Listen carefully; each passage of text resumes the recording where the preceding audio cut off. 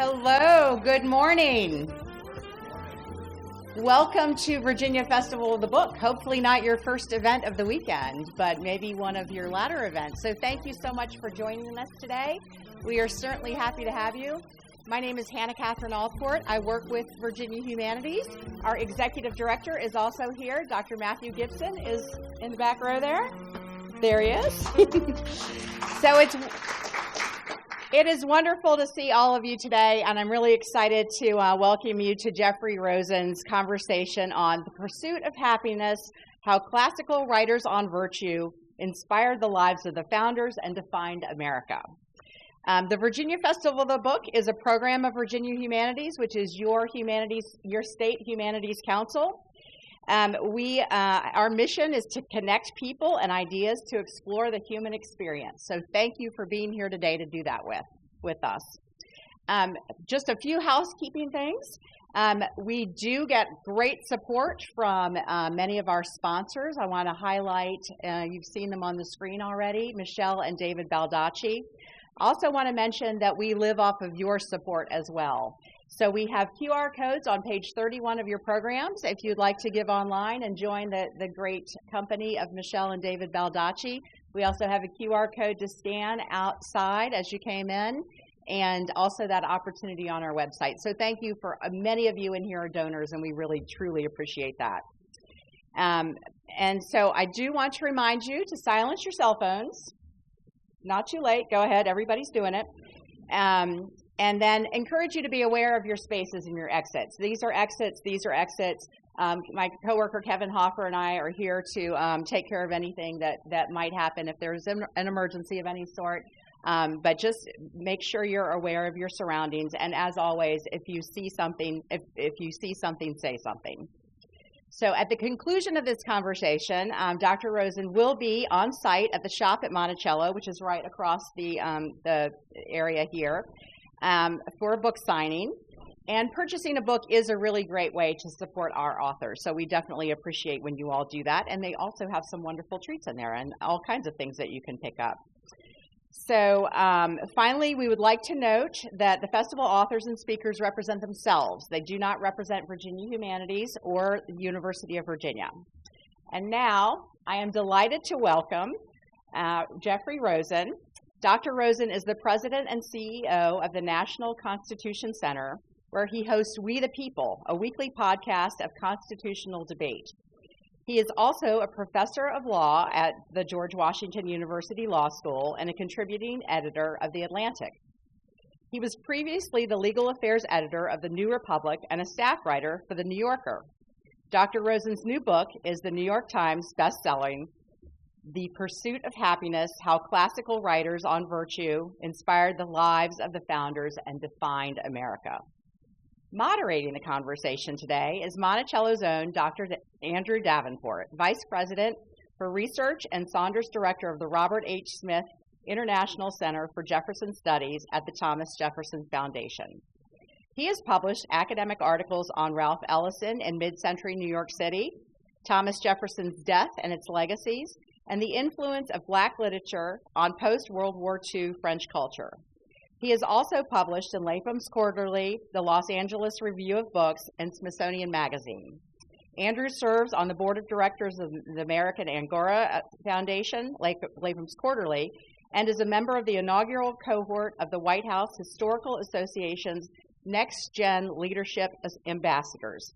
He earned his BA in English from Kenyon College and an MA in American Studies from Fairfield University, and an MA and PhD in U.S. History from Georgetown University.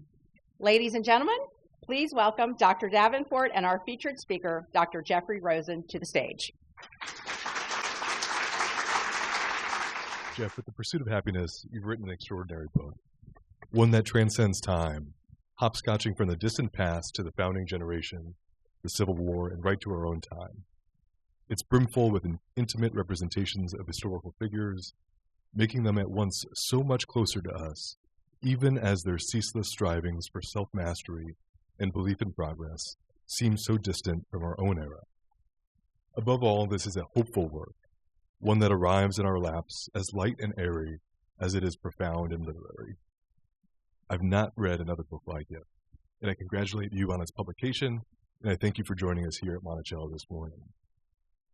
If you wouldn't mind telling us a little bit about your personal journey to writing this book. Judging by the recent headlines for the past couple of years, this is a decidedly, seemingly unvirtuous era. What attracted you to the virtues? Thank you so much, Andrew, and hello, friends. It is so exciting to be here in Monticello. I feel like this whole book project started in Monticello and with Jefferson's spirit, and I've come full circle, so I'm just thrilled to be with you to talk about it. Yes, indeed, it was a series of unexpected synchronicities that led me to read about the ancient wisdom that inspired Jefferson to put that famous phrase in the Declaration. And it actually started with encounters first with Franklin and then with Jefferson in Charlottesville. So here's the story. I was rereading the part of Franklin's autobiography where he talks about how in his 20s he resolved to achieve moral perfection. And he made a list of 12 virtues that he later expanded to 13. Prudence, temperance, humility, order, resolution. And he made a chart, and he put the virtues on the left side and the days of the week on the right side. And every night he resolved to put an X mark next to the virtue where he fell short. He tried this for a while. He found it was very depressing because there were so many X marks. And he gave it up after a few weeks, but he thought he was better for having tried. So what I noticed during COVID is his motto for the project was from a book by Cicero I'd never heard of called The Tusculan Disputations. Without virtue, happiness cannot be. So here's the Jefferson tie-in. A few weeks later, I was at the Boar's Head Inn in Charlottesville, right here. And on the wall were Jefferson's canons of conduct, which I just saw in the gift shop, which is amazing. And I can't wait to get back to the gift shop to get all the great Jefferson memorabilia. But the canons of conduct on the wall of the Boar's Head Inn looked a lot like Franklin's 13 virtues. They include silence. When angry, count to 10. When very angry, count to 100. Or resolution. Resolve to do what you ought and do what you resolve. I hadn't seen Jefferson's canons of conduct before, but what really struck me is that when Jefferson was asked to illustrate the canons of conduct, and when a Maine schoolmaster asked him for the core definition of the pursuit of happiness, he also would send a passage from Cicero's Tusculan Disputations. And this was a longer passage. It's in his commonplace book. He copied it out when his dad died. Peter Jefferson died when Jefferson was 14. And to console himself, he copied out a passage from Cicero's book, which itself is a book about how to overcome grief. Cicero had fled Rome. Caesar has just subverted the Republic. His beloved daughter Tullia had died. And Cicero is writing about how to overcome grief. This is Jefferson's core source for happiness. And the passage Jefferson would hand out said, "He who's achieved tranquility of soul, who's neither unduly exuberant or unduly despondent, he is the calm and self-possessed man of whom we are in quest. He is the happy man." So I thought, I've got to read the Cicero book, as it was so important to both Franklin and Jefferson in defining happiness, not as feeling good, but as being good. Not the pursuit of immediate pleasure, but the pursuit of long-term tranquility of soul and self-mastery. But what else to read? And then I found this amazing reading list that Jefferson would send to anyone who asked him how to be an educated man. You've got to check it out. It's I cited in the book, and it's online. He sent it first to Robert Skipwith, and then he revised it throughout his life. What struck me about this list is the breadth of the books and Jefferson's schedule. The breadth includes literature and political philosophy and history and science and law. And what caught my eye was the section on moral philosophy. And sometimes Jefferson called it ethics and sometimes natural religion. And at the top of this section was Cicero's Tusculan Disputations. And then Cicero's On Duties, Epictetus, Seneca's Letters, Marcus Aurelius's Meditations, and then Enlightenment philosophers, Locke's Essay Concerning Human Understanding, Hume and Bolingbroke and Hutcheson. What struck me about the list is I hadn't read any of the books on it, and I have had a marvelous liberal arts education. I am so grateful every day to the incredible teachers of English. I was an English major in college, political philosophy, history, and law, who inspired me to love learning and the Constitution. But despite all of this great teaching, I'd missed these books of moral philosophy because they'd fallen out of the curriculum when I was in college in the 80s. And I will share that in the 80s, I was yearning for this kind of guidance about how to lead a good life. It was the Greed is Good decade, and, You Do You, Tom Wolfe, and I was looking for an alternative to the materialism and hedonism celebrated by pop culture. What I didn't realize, because the answer was hiding in plain sight, is this is exactly the question the ancient moral philosophers set out to answer: how to lead a purpose-driven life, a meaningful life by reason and reflection, not simply by authority or by blind orthodoxy. So I felt I got to read those moral philosophy books. And then what totally blew me away was Jefferson's schedule. And he tells Robert Skipwith and then all the kids who are going to law school who are supposed to use the list, you've got to wake up every morning before dawn, read moral philosophy for 2 hours, watch the sunrise, then political philosophy and history, then lunch, then science and astronomy, then dinner, then some Shakespeare and light poetry for mild amusement, and then to bed, 12 hours a day, 7 days a week, no breaks. So I don't know what got into me. It was COVID. We had more time. I felt I got to read the moral philosophy. So I followed the schedule, not the whole thing, not the 12 hours, but I did the morning bit. And I got up every morning before dawn. I read moral philosophy for 2 hours. I watched the sunrise, which is the most gloriously beautiful experience that anyone can have any day of the year.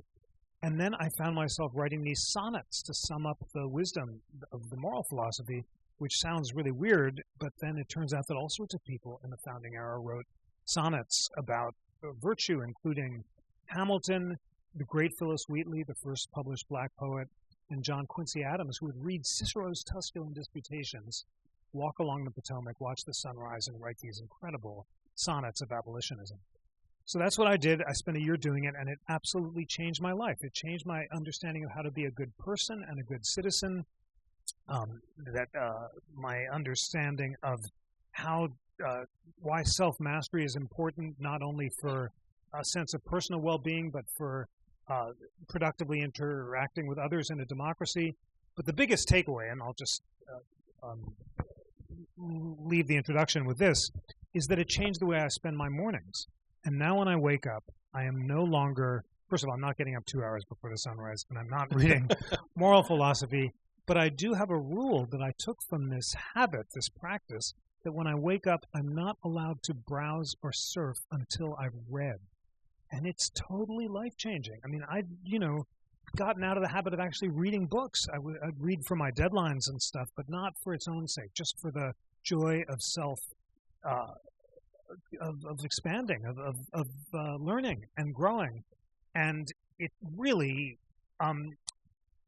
has changed my life. I've now finished another book, which I hope we can talk about later, also about Jefferson. I'll just give you the title, The Pursuit of Liberty, how Hamilton versus Jefferson ignited the lasting battle over power in America. It's a story of how the Hamilton-Jefferson battle has defined all of our political and constitutional battles throughout American history.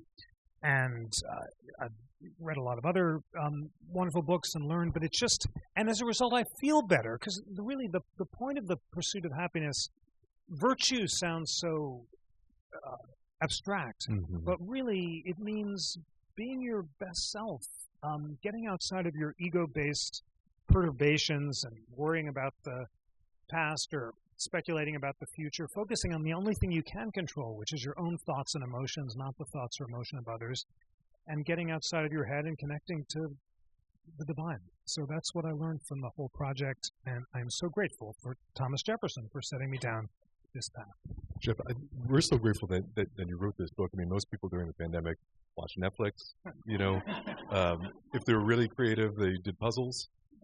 But here you're laying out how to actually live a better life. And I've not met so many historians who've written self-help books, but you have. And I would like to talk to you a little bit about that later, but because it's such a magnificent utility of our knowledge and how we can share it and teach.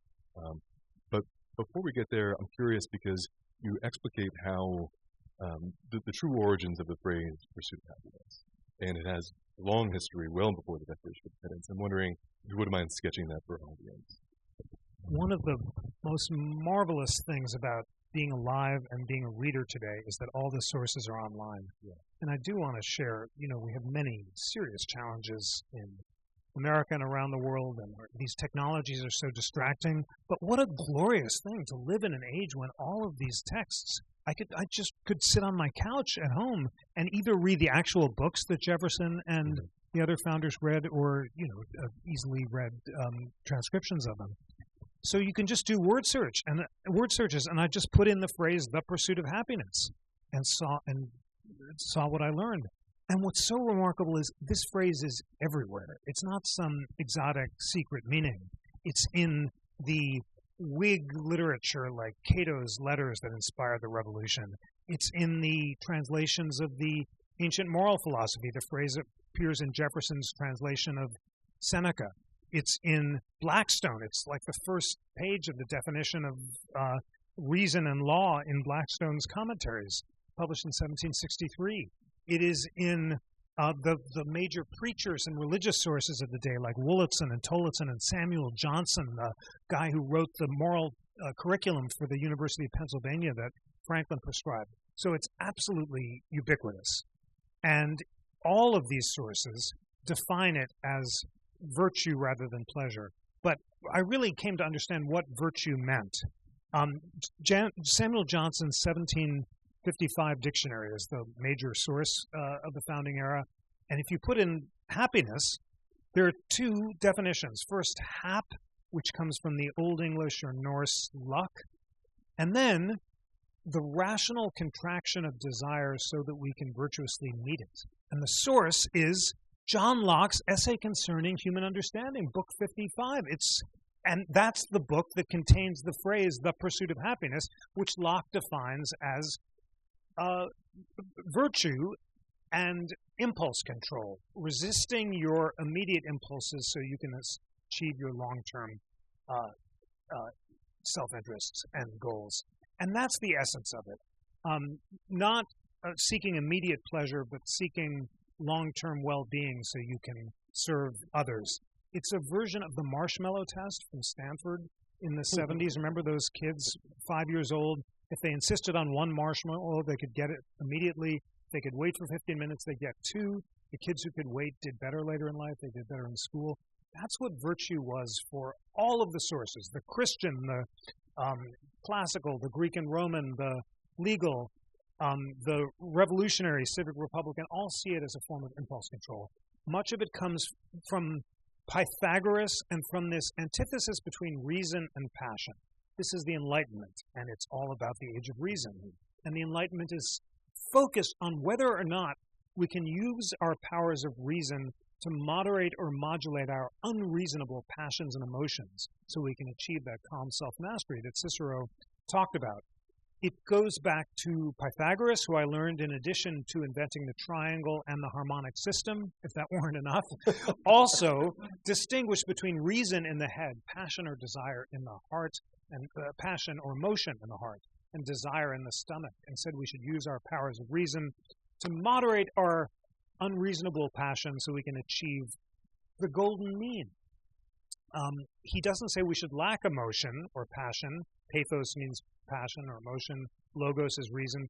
But that we should avoid unproductive emotions like anger, jealousy, and fear so we can achieve productive emotions like like prudence, temperance, courage, and justice, the classical virtues. That helped me understand Aristotle's chart about virtue better. The Nicomachean Ethics famously defines happiness as an activity of the soul in conformity with excellence or virtue. Because those terms aren't self-defining, I didn't know what that meant. What's excellence, what's virtue? But Aristotle has a chart in the back, and he has a series of emotions or passions, and for each one there's an excess and a deficiency. So we should strive not for exuberance or despondency, but for moderation. And the goal for each of these emotions is the golden mean. It's not some mushy compromise. It's not insensibility, which is, like totally lackadaisical, not caring at all, or being really hyped up and elated, but rational joy. And when the constitutions proposed in 1780 7, the citizens of Philadelphia line the streets in silence, dressed in classical garb, to embody the classical Aristotelian virtue of rational joy. Can you imagine citizens today to celebrate an important event calmly and quietly, embodying rational joy? It's just extraordinary. So that is what the pursuit of happiness meant, and it was just hiding in plain sight, and it was so exciting to learn about. Jeff, I'd be remiss, given that we're at Monticello, if I didn't ask you how Jefferson attempted to live out moral philosophy. In what ways did he succeed? In what ways did he fail? Well, he talked about it constantly. He's always writing in his diaries about his efforts to read more or to be more disciplined or to be better organized. And in that sense, he succeeded in industry. If there was a single virtue that almost all the founders kept up until they were old, they used their time really well and were very conscious of it, because as kids they were constantly told they had a divine, not only a right, but a duty to do it, to align themselves with the divine harmonies of nature and to try to make the most of their faculties. He failed, obviously, and flamboyantly when it comes to slavery. And it's just a central question. How is it possible that this apostle of liberty, who both insists that the highest goal is to achieve freedom and also exalts virtues like self-reliance and frugality, how could he have relied on an enslaved population? I was struck by that quotation from Patrick Henry, which helped me understand that Jefferson and the other enslavers of that generation didn't even try to justify it. All of them recognized slavery as inconsistent with the Bible and natural law. And in particular, Jefferson, when he was young, he got from his revered law tutor, George Wythe, who was a fervent abolitionist, which he got from his own Quaker grandfather. Jefferson, was considered a fiery abolitionist, kept insisting, I tremble for my country when I think that God is just, and always insisted that slavery should end in a distant future that kept receding further and further into the horizon. Yeah. But Patrick Henry says, he's standing outside the Richmond church, and Jefferson hears him deliver the "Give me liberty or give me death" speech, quoting from Addison's Cato, another classical play, which is George Washington's favorite. And Henry says, is it not amazing that I myself, who believe that slavery violates the Bible and natural law, myself own slaves? How I won't justify it, I won't attempt to. It's simple avarice or greed. I can't do with the inconvenience of living without it. Mm-hmm. And that kind of brutal moment of candor, I like the lifestyle, but I don't want to give it up. Mm-hmm. Was Jefferson shared it, and so did the other enslavers. Now, some were better than others in trying to reconcile their ideals with their lifestyle, and Jefferson in that score was one of the worst, both in terms of the virulence of his racism, as we see in his dismissive attitude toward Phyllis Wheatley, the first great black poet, who Jefferson dismissed in ways that the other founders did not, and also in the fact that he, on his death only freed his own kids by Sally Hemings and 3 of their relatives and no one else, and parents had to be separated from kids, and his whole exaltation of the immorality of imposing debts on other generations were made a mockery of by his own extravagant lifestyle here at Monticello, and the fact that he lived, he exalted frugality and lived like a Caligulan prince, buying gilded mirrors and French furniture, and he was addicted to luxury, and it was the antithesis of all of the Roman self-denial that he exalted. It doesn't excuse him in any way, but it does help us understand, or help me understand, that he viewed it within a classical framework, knew it was wicked and wrong and immoral, and attributed it to avarice and greed. But Andrew, you've studied this deeply. Does that strike you as right, and how do you think that they reconciled it? No, I think the distillation to avarice and greed is exactly the notion, because there is this consistent criticism throughout Jefferson's life of the institution of slavery, but this inability to rid himself and the nation of the institution, to your point, that consistently proceeds across time. And but he'll never stop criticizing the institution. He just won't do anything publicly about it. So I really appreciated that distillation and your explication here. To switch topics a bit, thinking about Jefferson and Adams, and we're approaching the 250th anniversary of the founding. We're also approaching the 200th anniversary of both of their deaths on July 4th, 1826. What does their reconciliation is split over any number of things, and one of them being slavery, but what does their reconciliation for the last years of their life, and in the last years of their life, have to teach us today about the virtue of tranquility? I'm so glad you asked. I think their reconciliation is among the most moving in all of American politics, and their correspondence the most inspiring in all of American letters. Think of what they went through. They wrote the Declaration together. Adams was always storming that Jefferson got the credit. He thought he should. They don't give Adams the credit for writing the Declaration, but they were side by side. And then they split in the first party fissure, which almost brought the country to civil war. And the election of 1800 was nearly violent. And it was only Hamilton siding with Jefferson over Burr because he feared that Burr was a embryo Caesar that led to Jefferson's election. Jefferson and Adams don't talk for about a decade. Abigail precipitates the reconciliation through Benjamin Rush. They start writing again. And what do they want to talk about? The books they've read. I just think it's so moving that these great men, rivals, comrades, have reconciled. They don't want to talk much about politics, but they're so excited to trade book recommendations. And Adams is so excited to learn that Pythagoras, the founder of Greek moral philosophy, may have traveled to the east and read the Hindu Vedas. And he says if we can just prove that Pythagoras read the Bhagavad Gita, which has just been translated, we can show that all of the wisdom of the East and West converges in the idea, love God and all his creatures, rejoice in all things. And Adams sees the similarity between the Stoic dichotomy of control, which says only focus on controlling your own thoughts and actions, not the thoughts and actions of others, with the central teaching of the Bhagavad Gita, which says renounce and enjoy, renounce attachment to controlling external events, and enjoy eternal salvation. Gandhi loved to quote that phrase. Adams has read it based on his own deep reading of the Gita, which has just been published, but he says, but what would really pin it down, Joseph Priestley has just written a comparison of the morals of Christians and Hindus, if only, but I don't know if Priestley lived long enough to finish his work. And Jefferson says, good news, he finished the book. I got it in Philadelphia, and I'll send you a copy.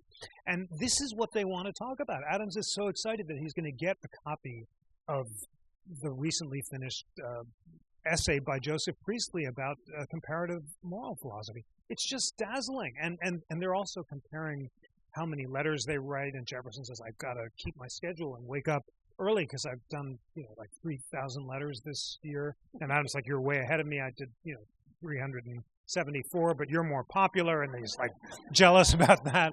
But they just, like, ever since they were kids, it's like Jefferson getting up to watch the sunrise. He gets up, he does his letters, but then he does his reading. And that's what the pursuit of happiness is. It's lifelong learning. It's being a lifelong learner.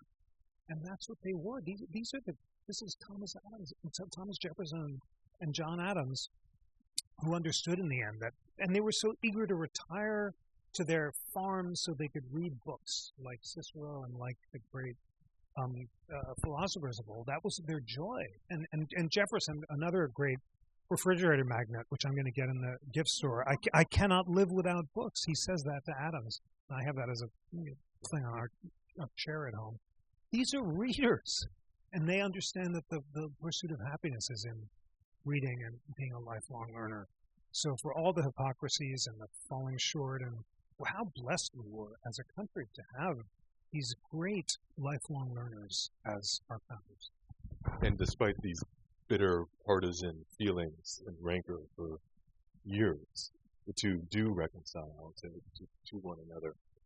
On a practical level, talk to me a bit about how you cultivated the self-discipline necessary to rise early and read during the pandemic, for one, but as a writer, as an executive at a museum, as someone who's a public intellectual, how challenging was it for you to cultivate the self-discipline necessary to dive into the classics and also the canon. It really was completely weird. I Yeah. just don't understand how it happened. I just thought, okay, I got to read the books. And Jefferson said, get up. And then it's all about habits. And then once you start the habit, you feel very full of self-reproach and self-loathing if you don't do it. So if I missed the sunrise, I would write a little sonnet about how I can't believe I missed the sunrise and stuff. And then you get into the habit, and then you can't believe how much you can read and learn, and then it feels good and you want to do more of it. And that's why the habit of not being allowed to browse before I wake up is good, because of course I want to. I'm addicted to these screens, but I just try to, I reach for the email and then I think, no, I've got to read my book. I do now say that it doesn't have to be reading. Other creative work is good in the morning, just no browsing. And I started a new practice or habit, which I can't believe I did about a year ago, writing songs. And I am so excited to share with you. I wrote a series of songs on the pursuit of happiness and also songs on the Greek gods and goddesses. And I shared them with a music professor at Dickinson College who liked them and is having them arranged by this brilliant arranger called Greg Stroman. And we're going to record them, and I'm going to share them on this podcast I'm doing with Ken Burns on the pursuit of happiness. So each episode has like a song on self-mastery or on the golden mean or on the pursuit of happiness. And there's nothing, it's just so joyful. For me, music is joy. It expresses emotions and hopefully joy. And there's something so incredibly satisfying just about creating or making something and sharing it in the hope that it'll maybe bring some joy to others. So cultivating the habits of mindfulness, which you talk about, is crucial to developing the skills of attention and reading and self-governance, ultimately, which we'll talk about. Actually, let's talk about that now. What is the relationship between virtue and self-governance? So the founders are all the time saying, without virtue, the republic will fall. And George Washington has that famous warning in his farewell address that he's worried about faction, which he and Madison define as any group, a majority or a minority, animated by passion rather than reason, devoted to self-interest rather than the public good. And he said, unless citizens can find virtuous self-mastery, they will succumb to demagogues and the mob. And I hadn't really understood why they thought virtue was necessary for democracy until understanding what virtue was for the founders. Madison, in drafting the Constitution, says we have to find the same balance in the constitution of our souls as we do in the constitution of the state. And just as the soul is divided into reason, passion, and desire, so the state has the same emotions, and we have to have separation of powers so that they'll all check and balance each other. And in particular, they've been all reading Roman history, and they are convinced that the Roman citizens became so addicted to bread and circuses and spectacle, as well as the promise of cheap corn law or basically student debt reform. Caesar was promising to forgive debts in exchange for allowing the citizens to give up liberty, that they thought that all Americans might also be seduced by a future Caesar who would come in and promise land reform and entertainments and bread and circuses, and then co-opt the Senate and persuade the citizens to give up liberty and elect a dictator. So they think that only self-mastered citizens who both study the principles of politics in the Constitution and also the habits of civil dialogue, how to disagree without being disagreeable, how to listen to differing points of view, only citizens who are also deep readers and lifelong learners will think for themselves. And this is Jefferson's greatest contribution to our civic culture. Jefferson, 3 achievements on the tombstone: founding UVA, the Declaration of Independence, and the Virginia Bill on religious freedom. And the Virginia Bill, the first draft, says that the opinions of men, being dependent on evidence contemplated by their own minds, cannot be controlled by others. That's why conscience for Jefferson is an unalienable right.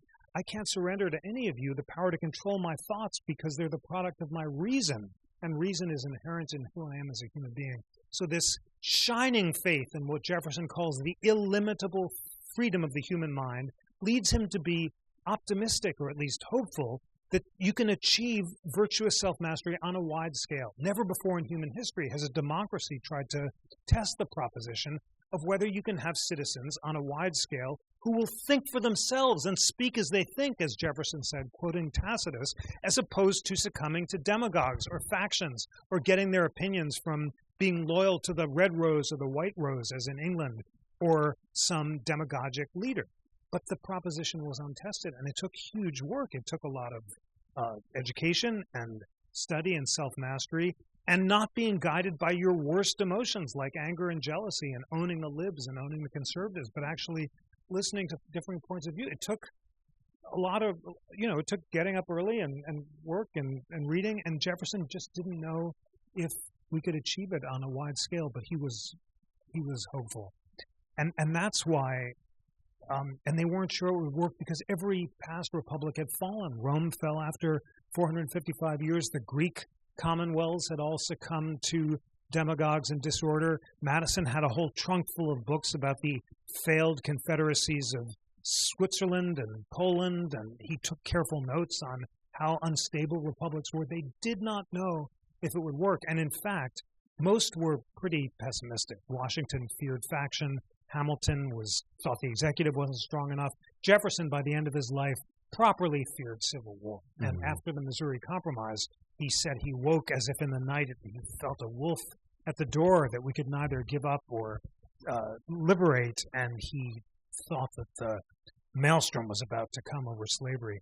Only Madison is a little more optimistic because he expects less. I mean, he hopes that the system, by checking ambition against ambition, won't require citizens to be angels. If men were angels, no government would be necessary. If there was no virtue, then government would be impossible. But he's a little more hopeful. But for Madison, it all comes down to the media. And he's so excited about this new technology, the broadside press, that will allow complicated arguments like the Federalist Papers to spread across the land. And he imagines citizens reading the Federalist Papers and the newspapers, and with the help of a new class of enlightened statesmen he calls the literati, he thinks that citizens will be guided by reason rather than passion, and reason will slowly diffuse across the land. I mean, just to describe this hope in the age of X and Instagram and TikTok it's poignant. It's not funny. It's very poignant to think of how far we are from this Madisonian ideal of citizens deeply reading primary text and making up their own mind. That's the whole point. It's not like there's a right answer. You don't have to be a liberal or a conservative or a Democrat or Republican or a Federalist or a Democratic Republican, but you've got to think for yourself and not get your answer from propaganda or from party leaders or from partisanship or party loyalty.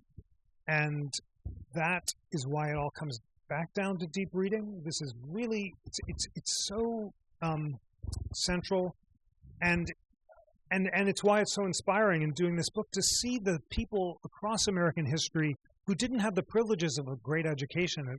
Jefferson was educated at William and Mary, Madison went to Princeton, but think of the great Frederick Douglass, who it feels most enslaved when his wicked master forbids him from learning how to read.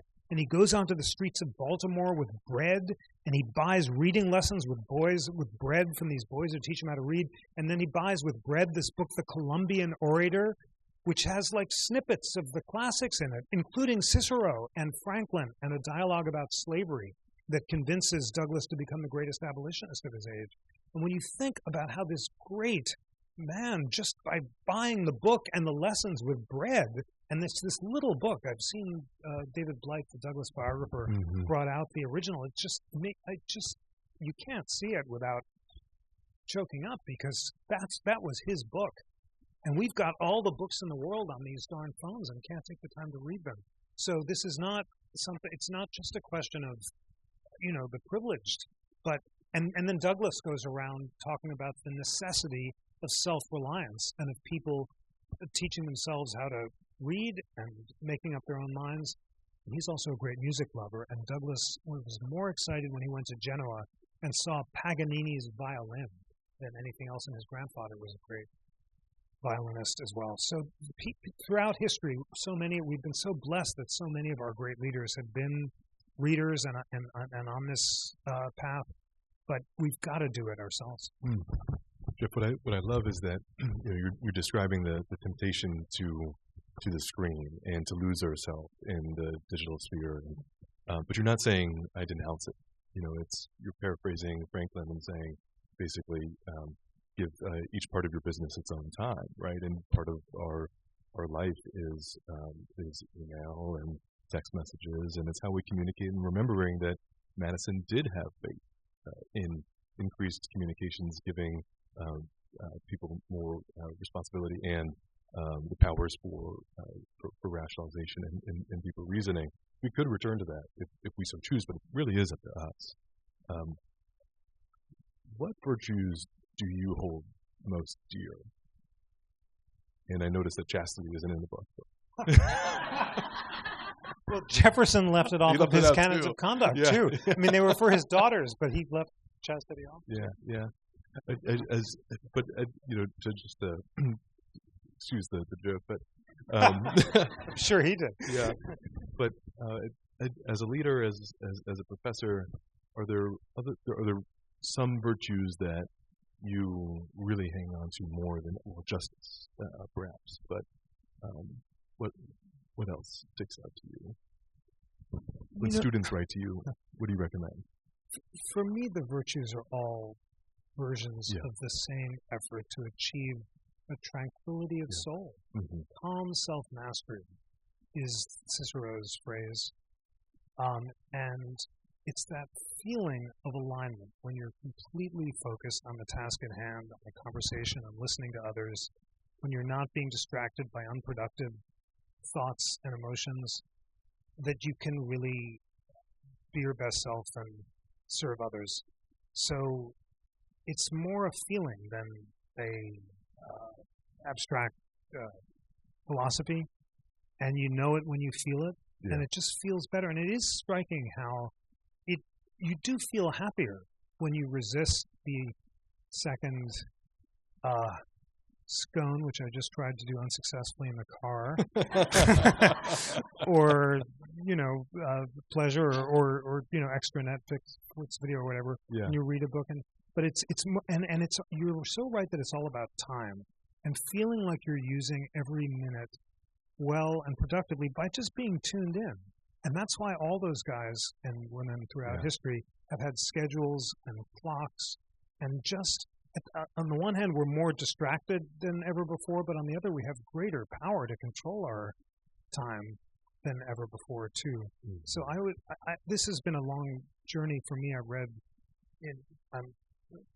a lot in my own Jewish tradition of the Talmud and the Mishnah and the commentaries, as well as the moral literature, and then the Eastern literature of the Dhammapada, the Bhagavad Gita, the Upanishads, and the Old and the Hebrew Bible and the New Testament, and all are essentially counseling a similar kind of self-mastery that has to do with calm self-mastery and time management.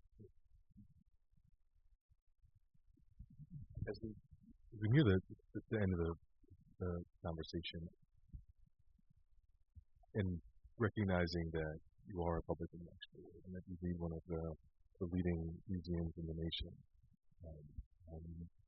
the most important document in the nation's history, what do you think that we owe one another as citizens? Civic education, learning about the principles of the Declaration and the Constitution, which is why your work at Monticello is so great, which is why all of you wonderful lifelong learners, I mean, I just look out at this group, the Virginia Festival of Books, you are all readers, and you care about books, and you're lifelong learners, and you're spending time on this beautiful Sunday to learn together.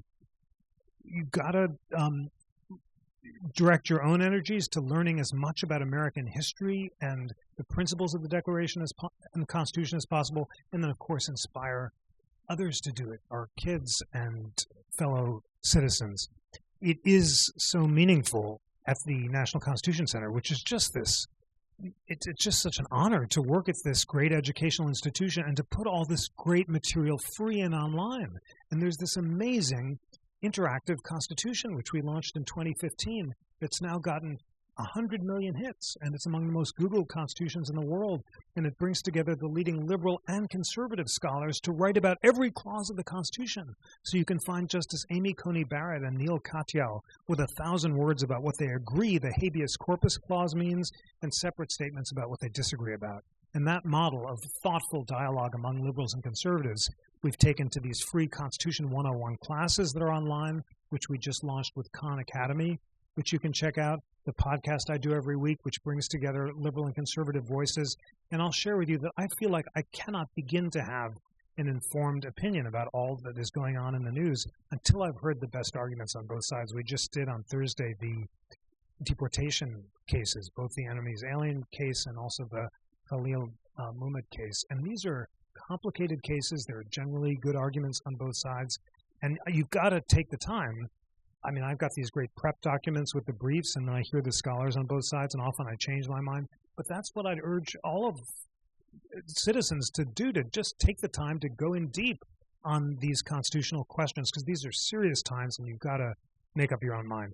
And then we're launching for America's 250, along with Jane Kamensky, we're so honored that she's going to write the essay on Jefferson for the new interactive declaration that we're about to launch over the summer. And this has Jane Kamensky on Jefferson, Danielle Allen on equality, Robbie George on liberty, the great Gordon Wood on government by consent, Judge Jeff Sutton on federalism, Yuval Levin on separation of powers, Mary Sarah Bilder on the Bill of Rights.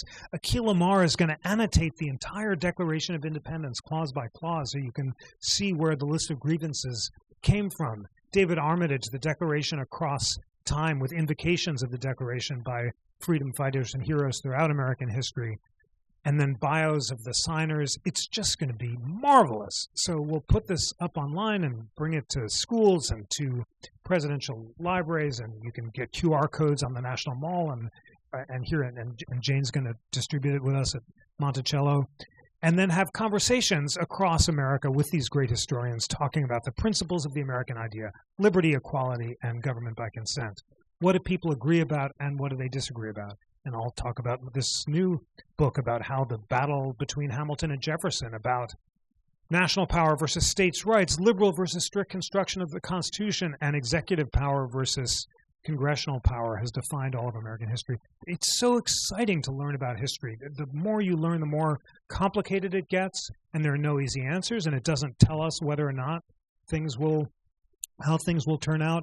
But it deeply engages us in the project and helps us make informed judgments. So that's what we should do. And John Quincy Adams thought, as the Civil War was approaching, that the only way to prevent civil war was to learn about and cleave to the principles of the Declaration and the Constitution. And then he quotes the book of Deuteronomy. That's how serious he says this is. Take these principles as frontlets between your eyes. Whisper them to your children before you sleep. Bind them to your hands and arms. Make them the principles of your political salvation. That's how important reading and civic education are. And I know that all of you will do that because you are marvelously well-equipped to be readers and learners. With my last question, Jeff, I'd just like to ask you about the newest book, which you've just wrapped, is that right? Yes, just sent it in last week, actually. Right, and then we can turn it over to audience Q&A. We've got some time. But tell us about Pursuits of Liberty. So the Pursuit of Liberty begins with the following dinner party that defined America. And it's not the one in the room where it happened, where Jefferson and Hamilton agreed to move the capital in exchange for assuming the national debt. This one takes place a year later, in April 1791. It's also at Jefferson's house. Washington is away on business, and the whole cabinet is assembled. And at some point in the evening, Hamilton looks around the room in Jefferson's dining room and says, "Who are those guys on the wall?" This is Jefferson's house in Philly. And Jefferson says, "That's my trilogy of the three greatest men in history, John Locke, Francis Bacon, and Isaac Newton." And Hamilton pauses for a moment and says, "The greatest man in history was Julius Caesar." So Jefferson runs back home and writes later that evening in his diary, Hamilton is for a monarchy based on corruption and wants to resurrect Caesarism in America. Now, this becomes the basis of what's almost certainly the greatest bit of conspiracy theorizing in American history. Hamilton must have been joking when he praised Caesar, because he spends much of his career denouncing the dangers of Caesarism. And in the Federalist Papers, he says all Democratic leaders begin as Democrats and end as demagogues. And he says, imagine if there had been a Caesar at the head of Shays' Rebellion, the uprising in western Massachusetts, where the debtors attacked the federal courthouse, liberty would have fallen across the nation. And then Hamilton, in defending himself against Jefferson's charge of Caesarism, says to George Washington, the only way that America could be subverted is if a future demagogue, bold of temper, unscrupulous in his private life, addicted to the military habits, comes in on horseback and reaps the whirlwind. So he's afraid of a Caesar-like demagogue coming from abroad and imposing a dictatorship by force. Jefferson also is afraid of Caesarism, but from the oligarchy rather than from democracy. He fears that a future president will, and these are his words exactly, when he gets the Bill of Rights from Madison, he says, imagine if in the future a president loses an election by a few votes, cries foul, enlists the states who voted for him, and refuses to leave office. And his solution is a one-year term limit for the president, so the president can't be tempted to run again and subvert elections. Hamilton's solution is a life term for the president, so the president will be independent of the Senate. But both are centrally afraid of Caesarism. And the book asks, is an exploration of how their disagreement about national power, and in particular whether Congress had the power to charter the national bank, defines all of the rest of American history. Hamilton favors a liberal construction of the Constitution and says you do have the power to charter the bank. Jefferson wants a strict construction and says you don't.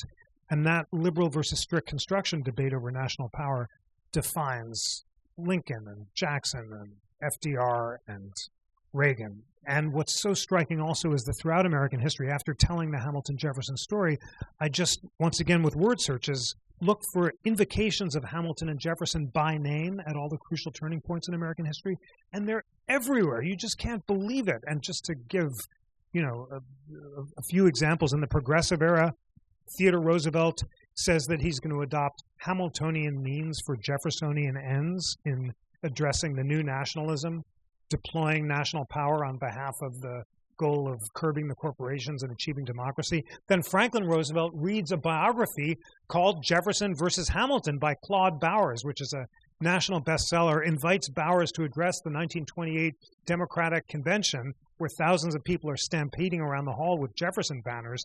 And then FDR has the chutzpah to reinvent the Democratic Party as the party of Jeffersonian democracy. At the same time, it's expanding federal power in ways that would have made Jefferson, cringe. And he builds the Jefferson Memorial and puts Jefferson on the nickel and turns Jefferson into the hero of the New Deal, abandoning Jeffersonian principles of limited government. Then Ronald Reagan comes in and says that he left the Democratic Party because it had abandoned the principles of Thomas Jefferson, and resolves to make the Republicans now, once again, the party of limited government and states' rights. And the last chapter, which I just finished, notes that President Trump insisted in 2016 that they've abandoned the principles of Thomas Jefferson. And here in Charlottesville, at the famous Charlottesville rally, he denounced liberals for trying to tear down statues of Jefferson and Robert Lee, and said that that's what he was defending. And Joe Biden decided to run for president in 2016 because when in the home of Jefferson, Trump said there are very good people on both sides, that he thought that was a betrayal of the liberal idea. So President Trump wins, and then after January 6th, he criticizes Vice President Pence for having a chance to be Thomas Jefferson and rejecting that option and not rejecting the electoral votes. And then the book ends by asking this question of whether or not we're seeing the fulfillment of the fears of Caesarism in America that Jefferson and Hamilton both embraced. I said that the only clear example of the embryo Caesar that both Hamilton and Jefferson feared was Aaron Burr previously, because Burr, at his trial, it turned out that he was conspiring with the British to lead an expedition to Spanish Louisiana and set himself up as a permanent emperor. And he offered to the British ambassador his services, and there was testimony that he wanted to lead an invasion of Washington, hang Jefferson, and turn out the president and install himself as a dictator. And Hamilton, fearing that he was a kind of would-be dictator who would subvert elections, sides with Jefferson and leading to the duel. I say, with all the cautiousness that I can, that it is too early in American history right now to say whether President Trump is Caesar or Andrew Jackson, who's his hero, and he appeared at the Hermitage embracing Jackson as a model of liberal populism and attempting to shrink government, just as Jackson did, to institute the spoils system and to resurrect limited government. So history will determine whether or not President Trump is Jackson or Caesar. But there's no doubt that the consolidation of power, and this is a good note to end here at Jefferson, it's Monticello, the consolidation of power in ways that would have made not only Jefferson, but even Hamilton blanch, was not consistent with the founders' vision. They imagined a system where Congress is the most dangerous branch, sucking all power into its impetuous vortex, as Madison said. And the president is a constrained chief magistrate, and all checked by an independent judiciary. And a series of structural changes beginning in the Progressive era, when both Woodrow Wilson and Theodore Roosevelt exalted the president as a tribune of the people who directly stewarded popular will in ways that Jefferson and Hamilton would never have recognized. That combined with the abdication of Congress and their willing delegation of vast swaths of power to the president over the course of the 20th century, combined with an increasingly deferential judiciary, which has embraced the vision of unitary executive power that, whether or not you agree with it, goes far beyond what Hamilton proposed in the Pacificus Letters when he talked about a unitary executive. All this arguably have consolidated power in ways that are the antithesis of the constitutional system, which is all about separating power and ensuring that the president isn't a king. So that's the debate, and it was so exciting once again just to follow the glorious pageant of American history, to tell the whole story of American constitutional and political history through this Hamilton-Jefferson lens. And I do end by saying that Hamilton and Jefferson betrayed their own principles in many ways, but they gave America the gift of principles to embrace. And I note that in the entrance hall at Monticello, which I can't wait to see right after the talk, Jefferson sets Hamilton's bust across from his own in the entrance hall. And he famously said when he was old, he would smile when he passed the bust and say, opposed in life as in death.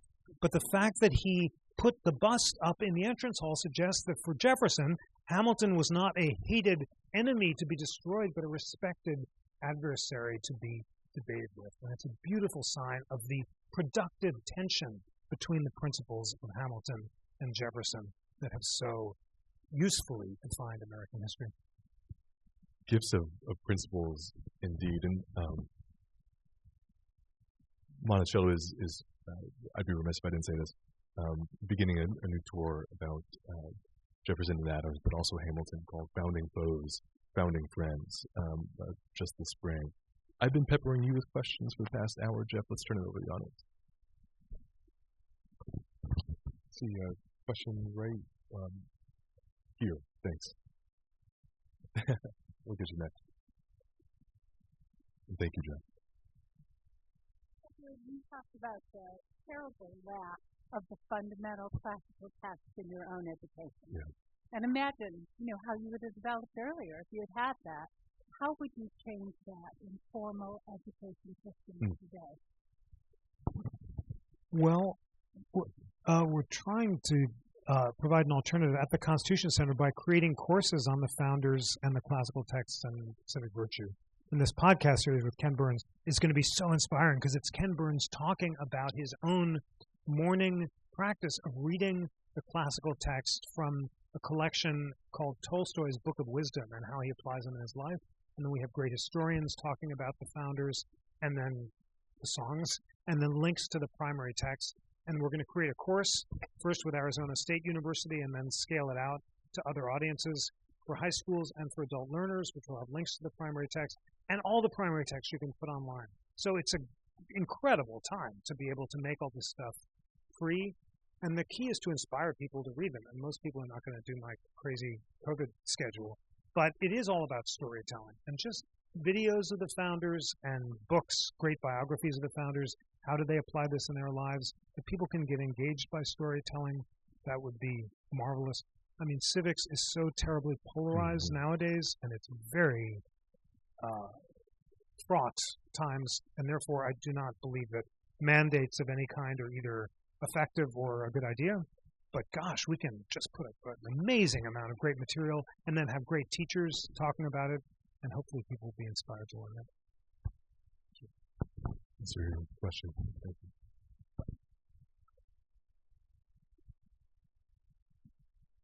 This will be almost a follow-up on the prior question. But maybe 2 months ago, the New York Times or the Washington Post, one or the other, had an article that basically said that even at Harvard and the other Ivy Leagues, it is possible, and actually most students will graduate without having read an entire book.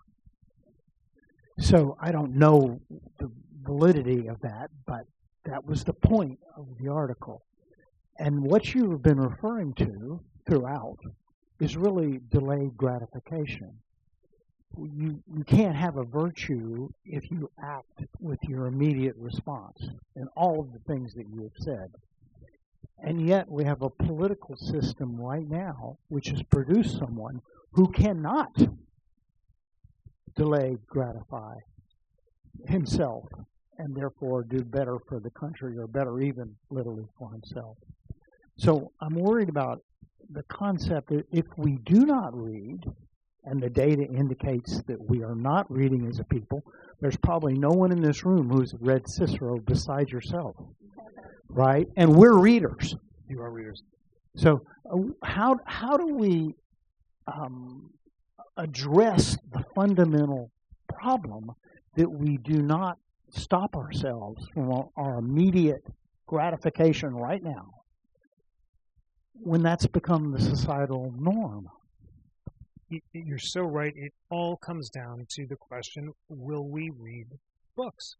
And I was doing a Zoom with my great law school teacher and friend, Akil Amar, talking about his excellent book, The Words That Made Us, which I recommend to you. And I said, Akil, why is the standard of constitutional debate so high in the founding era? And people are quoting Shakespeare and Cicero. And he said, Jeff, it's because people are not reading anymore. In the founding era, they read the Bible and Shakespeare, and today people are not reading. And he said, my own students at Yale Law School are not reading books. And when he said that, I teared up on the Zoom, because I thought, to your point, if kids at the most privileged universities are not reading, how can we hope that people with far less privilege and opportunity will read? There's no substitute for reading books. We must read books. And that means starting the book and not just putting it down because you're immediately distracted, but finishing the book and their habits. And the reason those founders were readers is because they read as kids. And you are all readers. And if you're like me, I've gotten out of the habit of deep reading, on a regular basis. So the first thing we can do is get into the habit of daily reading. I think that is very important. And it doesn't have to just be for something instrumental, just a book for its own sake, for lifelong learning. And I found it helpful to set aside a particular time of day, as the founders did too. So maybe you'll find that that's helpful, or maybe not. But you don't need my advice for reading because you're all great readers, and here you are. What to do about inspiring the next generation, including our kids, obviously. We're talking about that. To read, I don't know. My kids are readers, but they have not read the Happiness book yet. And I keep saying, guys, I'm not going to make you read any of my books, but I really want you to read this one because it was kind of written for you guys. It's like, oh, next time, Dad, yeah, I'll take it on the trip. And they're readers, but it's about habits. Now, reading out loud is good, and at the Constitution Center we have primary text like the Federalist Papers online, and you can have a class and just read it out loud and discuss it. And in my GW law, constitutional law class, which I do in the fall, I started something called slow con law, where we read the Supreme Court opinions out loud, both the majority opinions and the dissent.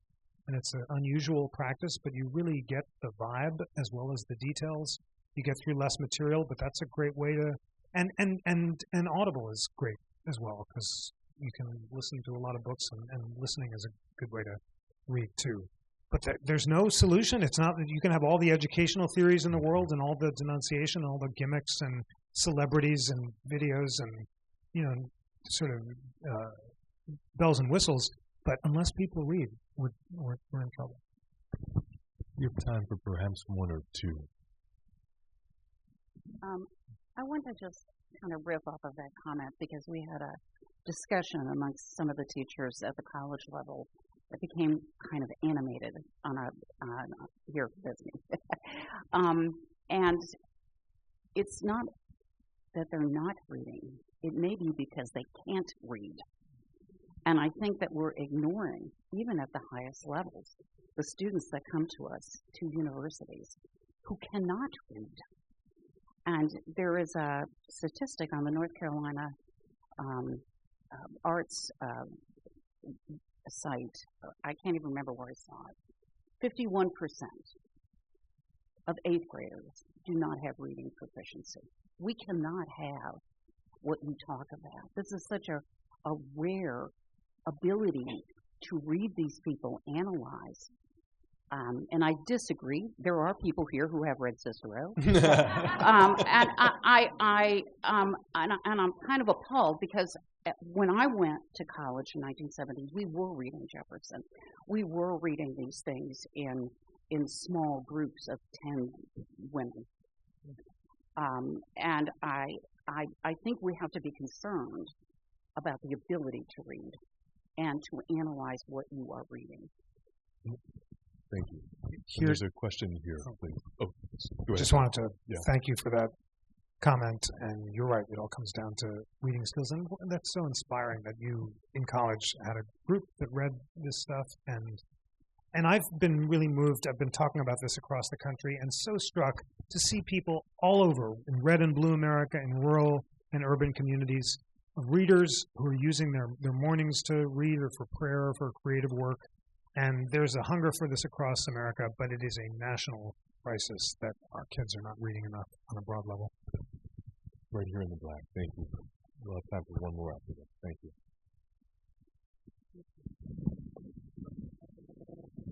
First, thank you so much for this enriching conversation. I wish to know, Mr. Rosen, why you deliberately left out the section to move from the original sense of the pursuit of happiness, which from Locke's point of view is poverty. Like, why you deliberately left that and moved directly to the pursuit of being happy. And that was a concept that I stumbled upon when I was in my undergrad, because I thought that was like being happy and have the liberty of doing everything like law and God allowed me to do, but which was really a misconception, like from the Declaration of Independence. And following on that, well, also related, so the founders know slavery is evil, and that was originated from the British monarchy's colonial practice. My understanding of why they avoided this critical issue back then was because their understanding of the rule of law. And what do you think about this? Thank you so much. Thank you so much. I'm so glad you raised this question of why Jefferson said the pursuit of happiness and not life, liberty, and property. Many had assumed that property was a synonym for the pursuit of happiness, but I found there was actually a good technical reason that Jefferson made the change. The phrase life, liberty, and property appears in John Locke's second treatise of government, where he said we're all born in a state of nature with life, liberty, with certain natural rights of life, liberty, and property. But the pursuit of happiness occurs in the essay concerning human understanding, where he talks about the pursuit of happiness as an unalienable right. Happiness, unlike property, is an unalienable right. Property has to be alienable. When you move from the state of nature to civil society, you have to alienate or surrender to government the power to control property, to give it value, and to enforce contracts. By contrast, happiness is unalienable because it's rooted in reason. And as I said, quoting Jefferson, in the Virginia bill, you can't alienate to government or to any fellow citizen the power to control your reason because it's inherent in who we are as human beings. So that's why he's just being a good social contract theorist. He gets it from Hutcheson when he calls happiness unalienable but not property, and it is a mindful change. As for slavery and the rule of law, they were well aware of the inconsistency of slavery, both with the rule of law and with the Bible and natural law. They tied themselves in knots in an attempt to reconcile it. And George Mason's Virginia bill, for which Jefferson also has by his side, talks about all men are born in a state of society and endowed by their creator, or they're created equal, but when they form societies, they alienate certain rights, in order to suggest that enslaved people were not in a state of society. Completely unconvincing, Jesuitical parsings, but they were trying to escape from the fact that slavery is the antithesis of freedom, it's the antithesis of the rule of law. However, at least in that generation, they were tempered enough to recognize the illegality as well as immorality, unlike the next generation of enslavers, like John Calhoun and the others who defended slavery as a positive good or dismissed the Declaration as glittering generalities. Jefferson never did that. Thank you, Jeff. We are at time, and a round of applause for Jeff Rosen.